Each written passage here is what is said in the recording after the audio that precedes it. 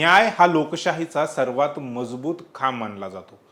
परंतु जर या खांबालाच वाळवे लागले असेल तर नुकत्याच संसदेत एक असा आकडा सादर करण्यात आला आहे ज्याने संपूर्ण देशाचे लक्ष वेधून घेतले आहे. गेल्या 10 वर्षात भारताच्या सर्वोच्च न्यायालयाच्या मुख्य न्यायाधीशांकडे विद्यमान न्यायाधीशांविरोधात तब्बल 8,600हून अधिक तक्रारी आल्या आहेत. परंतु ही धक्कादायक बाब नाहीये. धक्कादायक बाब ही आहे की एकीकडे सरकार संसदेत ही आकडेवारी देते, तर दुसरीकडे सर्वोच्च न्यायालयाची रजिस्ट्री हायकोर्टात सांगते की आमच्याकडे असा कोणताही डेटा नाही. नक्की काय चाललंय? सुप्रीम कोर्ट खोटं बोलतंय की सरकार? आज आपण या संपूर्ण प्रकरणाचा पंचनामा करणार आहोत. नमस्कार, मी संकेत आणि आपण पाहत आहात मुंबई आउटलुक. शुक्रवारी संसदेत डीएमकेचे खासदार माथेश्वरन व्हीएस यांनी एक कळीचा प्रश्न विचारला होता.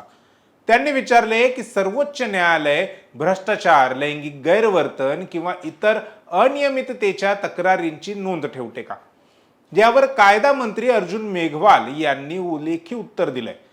या उत्तरातून समोर आलेली आकडेवारी थक्क करणारी आहे.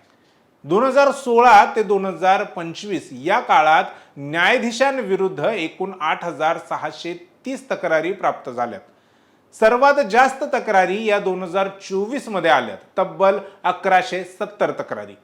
सर्वात कमी तक्रारी 2020 मध्ये लॉकडाऊनच्या काळात त्या आल्यात 518. याचा अर्थ दरवर्षी सरासरी 800हून अधिक तक्रारी न्यायाधीशांच्या वर्तणुकीवर प्रश्नचिन्ह उपस्थित करत आहेत. खासदार माथेश्वरन यांनी एक अत्यंत महत्त्वाचा प्रश्न विचारला होता.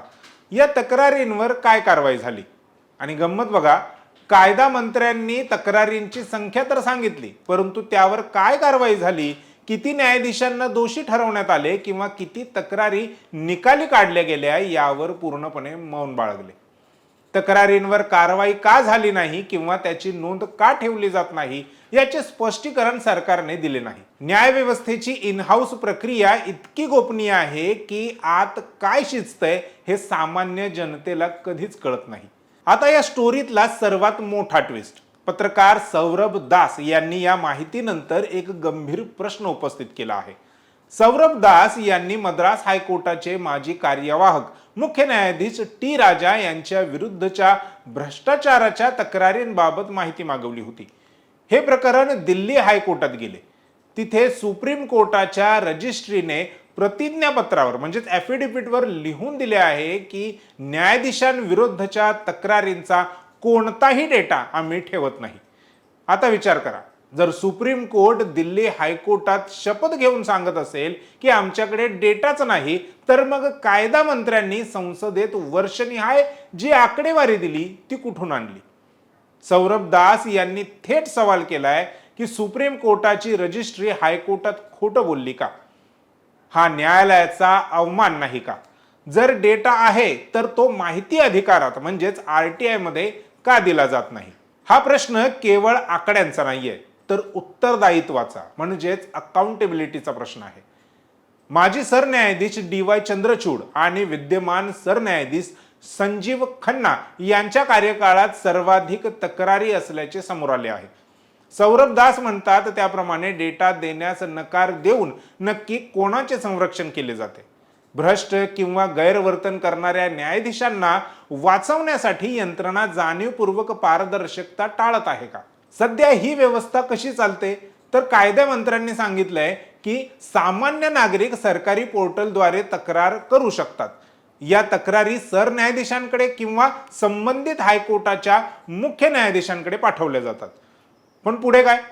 इन हाऊस प्रोसिजर अंतर्गत न्यायाधीशच न्यायाधीशांची चौकशी करतात. यात कोणतीही बाह्य देखरेख होत नाही, कोणताही स्वतंत्र तपास नाही. त्यामुळेच या 8,600 तक्रारींचे पुढे काय झाले हे देशाला कधीच कळणार नाही. न्यायाधीशांनी दिलेल्या निर्णयावर आपण शंका घेऊ शकत नाही, परंतु त्यांच्या वर्तणुकीवर आणि भ्रष्टाचारावर प्रश्न उपस्थित करणे हा लोकशाहीचा अधिकार आहे. संसदेत दिलेली आकडेवारी आणि हायकोर्टात दिलेले प्रतिज्ञापत्र यातील तफावत न्याय व्यवस्थेच्या प्रतिमेला तडा देणारी आहे. खरं तर न्यायाधीशांविरुद्धच्या तक्रारींची चौकशी करण्यासाठी एखादी स्वतंत्र संस्था हवी, कारण ती ही शेवटी माणसंच आहेत. त्यांच्याकडूनही अपराध होतच असतील, होत आहेत.